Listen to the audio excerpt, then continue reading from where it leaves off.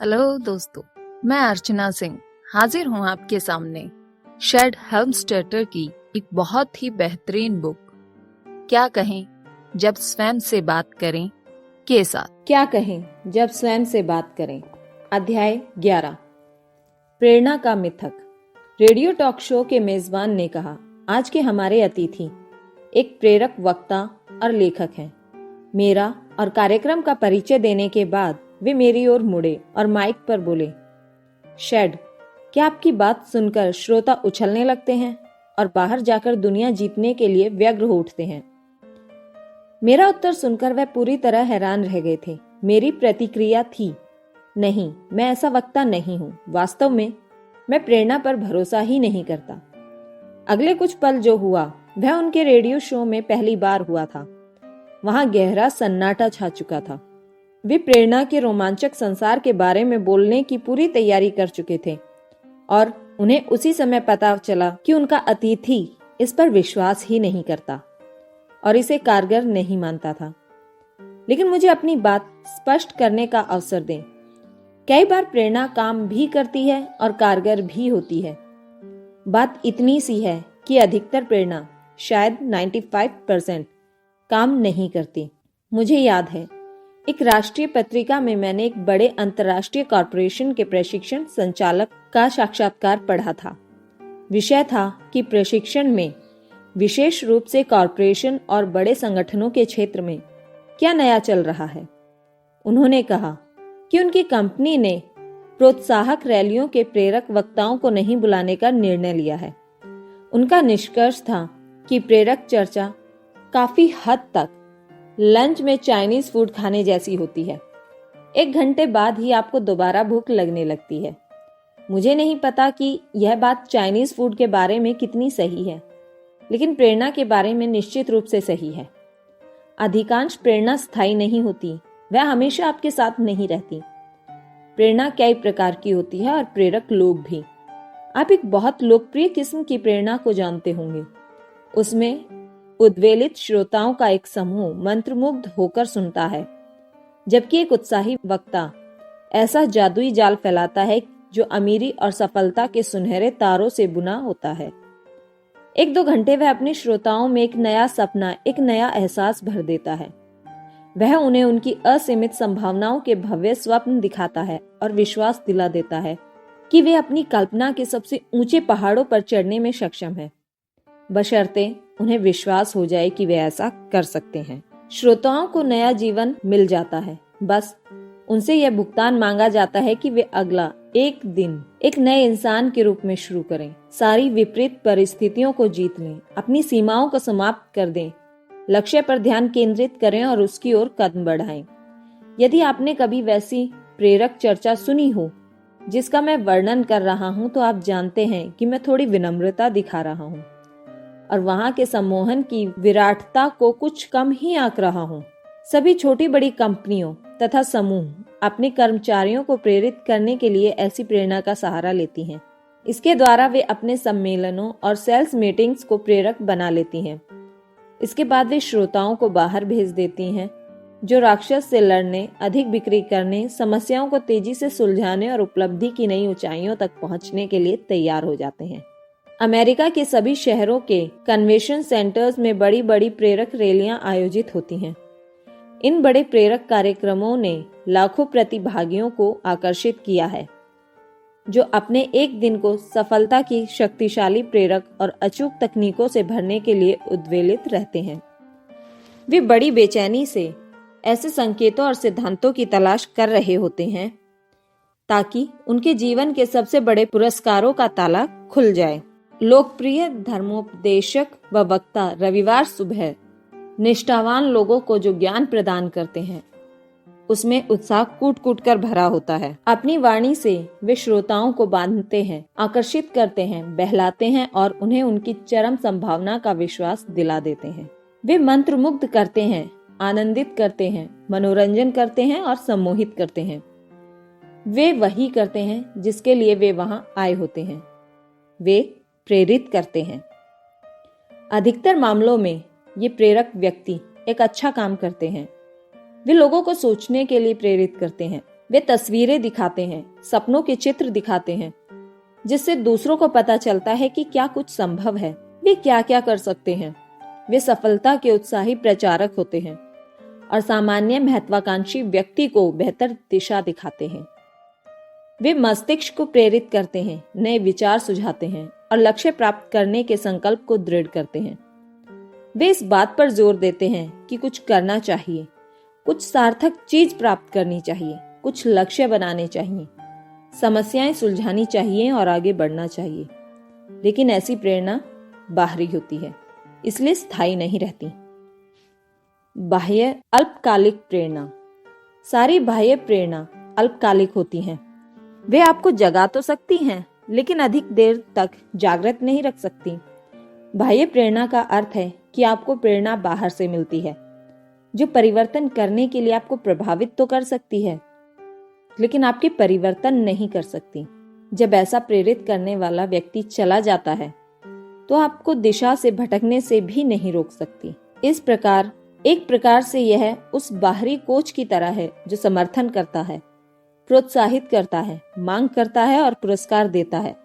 लेकिन जब वह चला जाता है तो समर्थन, प्रोत्साहन, मांग और पुरस्कार सब उसके साथ ही चले जाते हैं।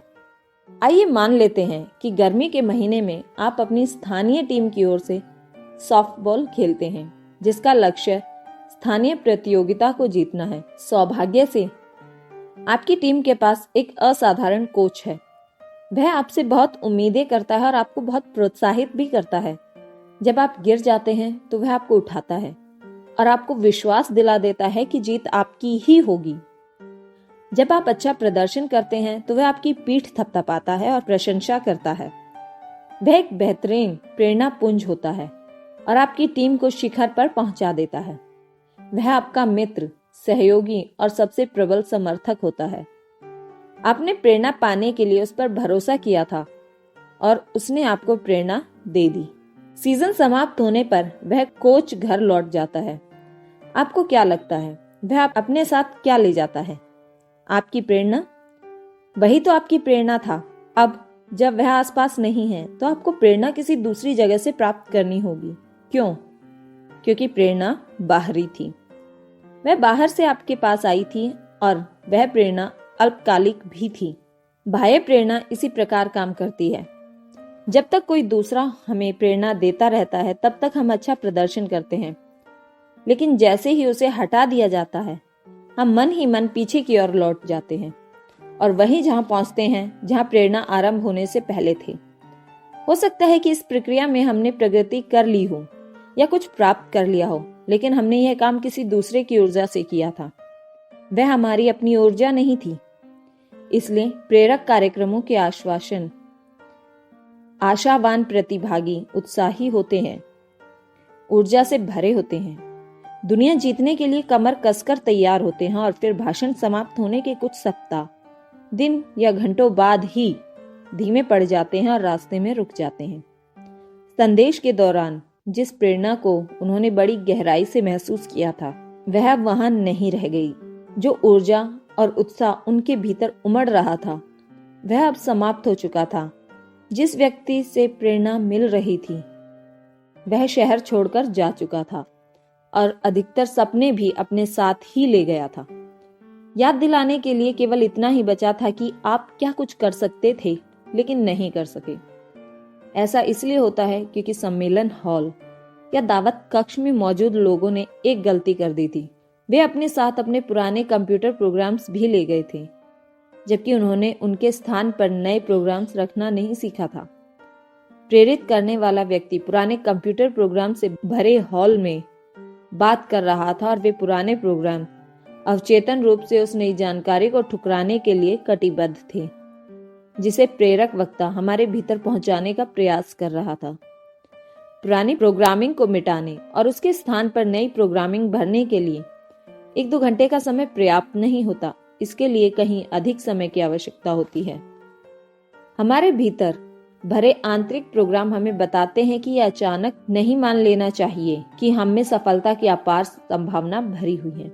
उन आंतरिक प्रोग्राम्स को मिटाने और बदलने के लिए एक प्रेरक भाषण ही पर्याप्त नहीं होता। स्थायी प्रेरणा प्राप्त करने के लिए किसी पुस्तक को एक बार पढ़ना ही प्राप्त नहीं होता। इसके लिए सुपरवाइजर या मैनेजर की यदा कदा की चर्चा ही पर्याप्त नहीं होती। इसके लिए किसी मित्र का कभी कभार का प्रोत्साहन ही पर्याप्त नहीं होता। बाह्य प्रेरणा हमें बताती है कि हम जो भी प्राप्त करना चाहते हैं वह प्राप्त कर सकते हैं। हमारा गलत ढंग से प्रोग्राम किया गया आंतरिक प्रेरणा पुंज अर्थात हमारा अवचेतन मन कहता है बकवास। हम कुछ समय तक बाह्य प्रेरणा पर विश्वास कर सकते हैं, हम उस पर विश्वास करना चाहते हैं, लेकिन हमारा दीर्घकालीन आरामदेह पुराना प्रोग्राम धैर्यपूर्वक हमारे होश में आने की प्रतीक्षा करता है। वह प्रोग्राम चाहता है कि हम अतीत की प्रोग्रामिंग की सिखाई बातों पर विश्वास करें और सफल होने की संभावना को, बकवास को भूल जाएं। हम सचमुच उसे प्राप्त करने में सक्षम हैं या नहीं, इससे हमारे अवचेतन मन को जरा भी फर्क नहीं पड़ता। वह अब भी पुराने ढंग से काम कर रहा होता है, जो कहता है नहीं, आप नहीं कर सकते। जब कोई दूसरा इंसान 1-2 घंटे तक हमें बताता है कि हम इसे कर सकते हैं, तो समझ लीजिए आपके सफल होने की संभावना नहीं है। इरादे बेहतरीन थे, चर्चा प्रेरक थी, परंतु विचार अविश्वसनीय थे, क्योंकि जब कोच घर चला जाता है तो प्रेरणा भी उसके साथ ही चली जाती है। कितना अच्छा होता यदि वही प्रेरक वक्ता सकारात्मक आत्मचर्चा करने वालों से भरे हॉल को संबोधित करता, जहां बैठे लोगों के कंप्यूटर में एक नई डिस्क या हार्ड ड्राइव होती जो बिल्कुल कोरी होती और भरे जाने की प्रतीक्षा कर रही होती। एक ऐसा अवचेतन मन जो पुरानी नकारात्मक बातों को मिटा चुका होता है और उसके स्थान पर नई सकारात्मक बातें रख चुका होता है। ऐसा अवचेतन मन ही विकास और उपलब्धि की सबसे बड़ी उपजाऊ जमीन है जो हमें मिल सकती है। यदि आप दूसरों का प्रबंधन करते हो या उन्हें प्रशिक्षण देते हो, कंपनी के प्रबंधक और प्रशिक्षण संचालक ध्यान दें। क्या आपने कभी सोचा है कि आपको अपने प्रेरक कार्यक्रमों को बार बार दोहराने की आवश्यकता क्यों होती है? आपको उन पर इतनी अधिक बार जोर देने की आवश्यकता क्यों होती है? यदि आपने ऐसा किया है तो इसका कारण जान लें। ऐसा इसलिए होता है क्योंकि मानव मस्तिष्क के मामले में क्षणिक बाह्य प्रेरणा से स्थायी परिवर्तन होना असंभव है। आप अपनी प्रेरणा और प्रशिक्षण की मात्रा को बढ़ा सकते हैं, इसकी आवृत्ति को बढ़ा सकते हैं और हो सकता है कि कोच को कभी घर ही न जाने दे। लेकिन यदि कभी वह घर चला गया तो आपके कर्मचारियों के जहाज को चलाने वाली पुरानी प्रोग्रामिंग एक बार फिर हावी हो जाएगी। कुछ बाह्य प्रेरणाएं अन्य प्रेरणाओं की तुलना में थोड़े लंबे समय तक तो चल सकती हैं, लेकिन वे अंततः धीमी होकर रुक जाती हैं। यदि आप दूसरे लोगों को प्रशिक्षण, विकास, अभिप्रेरणा, प्रेरणा या दिशा देने के लिए किसी प्रकार उत्तरदायी हों, चाहे आपका क्षेत्र जो भी हो, चाहे आप व्यवसायी, शिक्षाविद, धर्मगुरु, अभिभावक या मित्र हों, तो याद रखें कि आप जिन लोगों से बात कर रहे हैं वे आपके द्वारा दिए जाने वाले सर्वश्रेष्ठ पर विश्वास करना चाहते हैं। लेकिन इसे स्वीकार करने, इस पर विश्वास करने और इसके अनुसार काम करने की दिशा में वे तब तक प्रगति नहीं कर सकेंगे जब तक कि वे आपकी पुरानी कंडीशनिंग और प्रोग्रामिंग की छलनी से होकर गुजर न जाएं।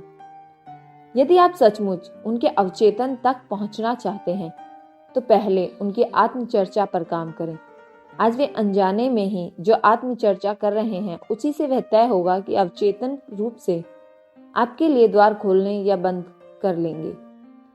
पहले उस आत्मचर्चा पर काम करें जो इस समय उनका मार्गदर्शन कर रही है। उन्हें उस आत्मचर्चा के बारे में बताएं जो उनके लिए द्वार खोलेगी और फिर देखें कि क्या होता है। लोग सुधरना चाहते हैं और बदलकर बेहतर बनना भी चाहते हैं। दरअसल आत्मचर्चा का प्रयोग करके स्वयं को एक अलग ढंग से देखने में उनकी सहायता करें और वे ऐसा कर लेंगे। बाह्य प्रेरणा के साथ एक और समस्या है जिसके बारे में हमें सर्वाधिक जागरूक होना चाहिए। बाह्य प्रेरणा का अधिकतर हिस्सा हमारे विरुद्ध काम करता है। यह इस प्रकार होता है, हम किसी प्रेरक वार्ता में जाते हैं और वहां अच्छा भाषण सुनकर हम प्रेरित और प्रोत्साहित हो जाते हैं। यदि यह बेहतरीन चर्चा है तो इसमें हम कई महत्वपूर्ण बातें सीखेंगे और बेहतरी के लिए कुछ महत्वपूर्ण परिवर्तन करने का अटल संकल्प लेंगे। हम कुछ विशिष्ट लक्ष्य भी तय कर सकते हैं। फिर हम घर चले जाते हैं। हम दैनिक जीवन के विवरणों और भटकावों के बीच लौट जाते हैं। हमारी पुरानी प्रोग्रामिंग खामोशी से हमें दोबारा विश्वास दिला देती है कि हम उतने सक्षम नहीं हैं जितना कि मंच वाला व्यक्ति हमें बता रहा था। हमें तो पता भी नहीं चला कि कोई शक्तिशाली आंतरिक तंत्र काम कर रहा होता है जो वक्ता से मिली नई प्रेरणा को नष्ट कर रहा है। अंत में जीत हमारी पुरानी प्रोग्रामिंग की हो जाती है।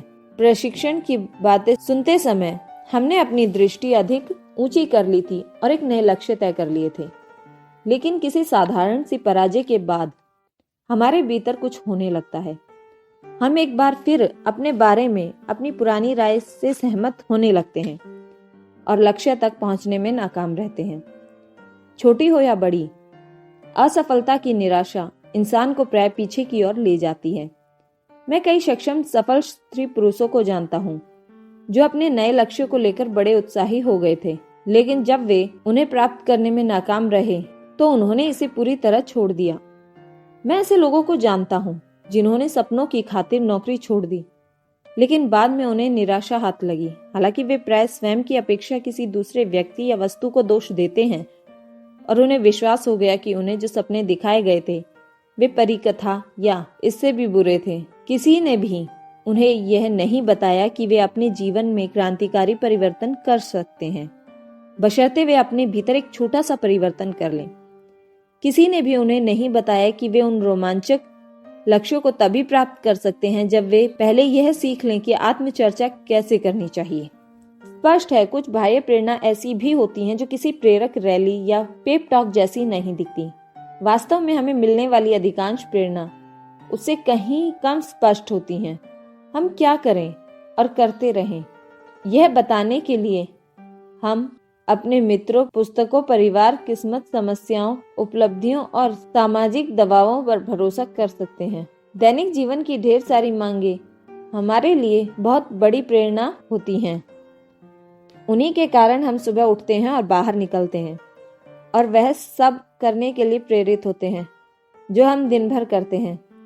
हम में से अधिकतर लोग इस बात को स्वीकार कर लेंगे कि हम जो भी करते हैं उसका अधिकांश हिस्सा हमें करना होता है, करना चाहिए, करने की आवश्यकता है या हमसे करने की उम्मीद की जाती है। इस प्रकार की अति प्रेरणा के परिणाम को दर्शाने के लिए हमने एक लोकप्रिय शब्द भी खोज लिया है, तनाव। लेकिन ये बाह्य प्रेरणाएं अल्पकालिक होती हैं। प्रेरणा तभी तक मौजूद रहती है जब तक कि मांगे नहीं चली जाती। क्योंकि मोटिवेशन शब्द का अर्थ गतिमान करना है, इसलिए मुझे लगता है यदि वोटिंग कराई जाए तो हम में से अधिकतर व्यक्ति यही कहेंगे, किसी दूसरे की अपेक्षा अपने आप को गतिमान करने का निर्णय हम स्वयं ही लें। स्थायी प्रेरणा, स्वयं अपना प्रेरक बनने के बारे में आपका क्या विचार है? उत्तरदायित्व लेने और स्वयं को नियंत्रण में रखने के बारे में आपका क्या विचार है? आप ऐसा कर सकते हैं। इसके लिए आपको केवल यह सीखना है कि सच्ची प्रेरणा अर्थात ऐसी प्रेरणा जो स्थायी रहती है, जिस पर आप भरोसा कर सकते हैं, आंतरिक होती है। कल्पना करें कि एक कोच है जो हर समय आपके साथ रहता है, सीजन दर सीजन, और उसके बीच भी प्रतिदिन कल्पना करें कि उत्साहित और कर्मशील बनने के लिए आपको किसी दूसरे की प्रतीक्षा करने की आवश्यकता होती है। कल्पना करें कि अपने मनोबल को अवचेतन रूप से ऊर्जावान बनाने, अपने ध्यान को एकाग्र करने और स्वयं को प्रगतिशील व लक्ष्यवान बनाने के लिए आप स्वयं पर भरोसा कर सकते हैं। क्या आप कल्पना कर सकते हैं कि आपको कभी दोबारा किसी दूसरे की आवश्यकता नहीं होगी जो आपको अपने सर्वश्रेष्ठ प्रयास करने के लिए प्रेरित करे? आपका अपना आंतरिक कोच यही सब करने की प्रतीक्षा कर रहा है।